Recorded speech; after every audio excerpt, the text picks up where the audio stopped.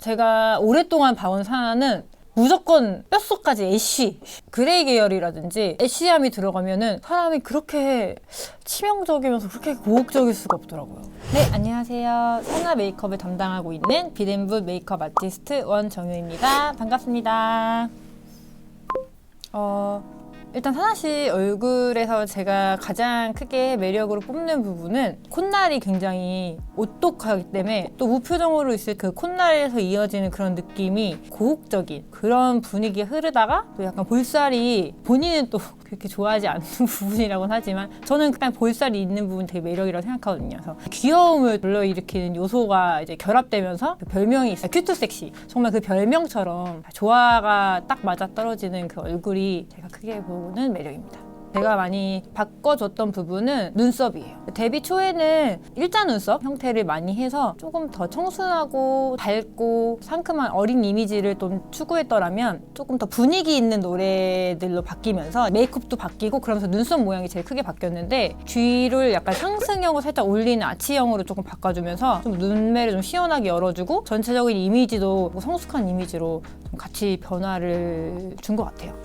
눈썹은 결이 되게 잘 나 있는 편이에요. 모질이 두껍지가 않아서 그렇지 이렇게 뒤까지 잘 나 있는 스타일이라서 꾹꾹꾹 채워서 그리지 않거든요. 눈썹은 면이 아니라 털이에요, 털. 그래서 결이 보이는 게 되게 중요하다고 생각하는 부분이라서 너무 많은 뭔가 파우더라든지 이런 게 들어가면 결이 가려지기 때문에 뭐 눈두덩이 여러분 쓰시는 음영 섀도우로 한두 통 깔고 그냥 빈 곳만 펜슬로 가볍게 메꾸는 편입니다.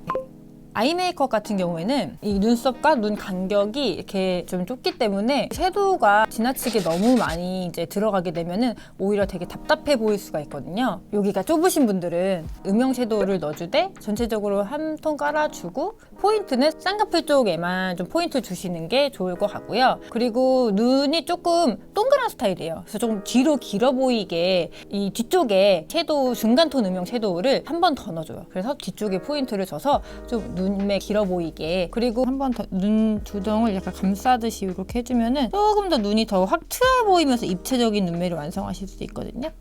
이게 또 뒷눈이 막혀 있느냐 아니면 내려가 있느냐가 되게 중요하거든요. 근데 보통의 한국 여성분들은 막혀 있는 경우들이 굉장히 많아요.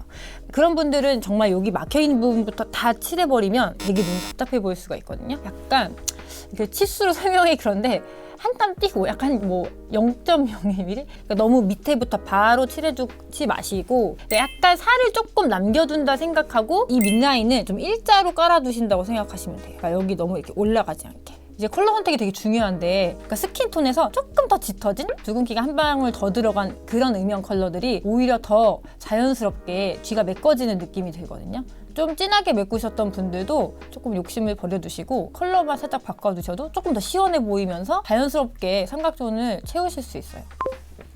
저는 한 40%?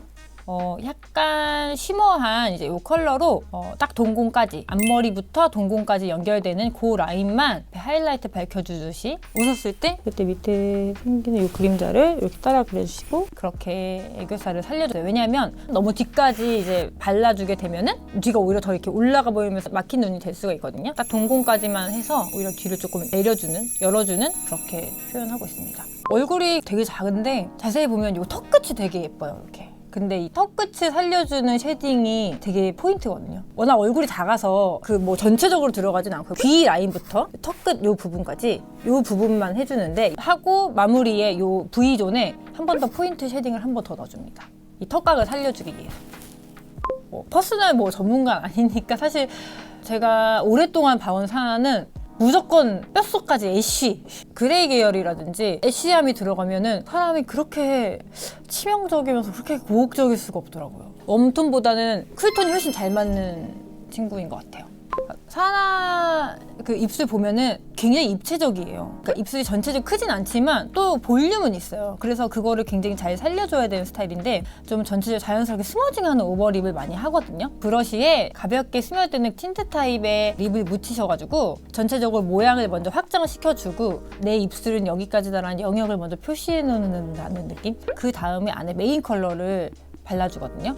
그래서 좀 입술이 좀 자연스럽게 커 보이게끔 이 입술에 이 윗끝각이 굉장히 이제 살아있는 편이에요. 그래서 그 윗부분까지 그라데이션을 시켜줘야지 자연스럽게 자기 입술처럼 커 보이거든요. 사나 씨가 원래 쿨톤 피부인데 이 컬러가 딱 붙는 느낌이더라고요. 화사해지면서 생기가 확 도는 그런 컬러였던 것 같아요. 피부가 원래 탄력 있고 되게 매끄럽고 좋은 피부여가지고 평소에도 베이스를 두껍게 하는 편이 아니에요. 베이스를 얇게 해야 얼굴도 굉장히 더 투명하고 입체감 있게 보이거든요, 화면에서도. 파운데이션 안에다가 펄 베이스를 섞어가지고 조금 더 윤기 있고 투명한 베이스를 합니다. 너무 밝진 않은 걸 써요. 왜냐면 너무 밝은 파운데이션을 무리하게 쓰면은 오히려 얼굴이 너무 부어 보이고 떠 보이는 게 있어가지고 밝지는 않은 파운데이션을 쓰고 대신 마지막에 하이라이터 처리를 살짝 해줍니다.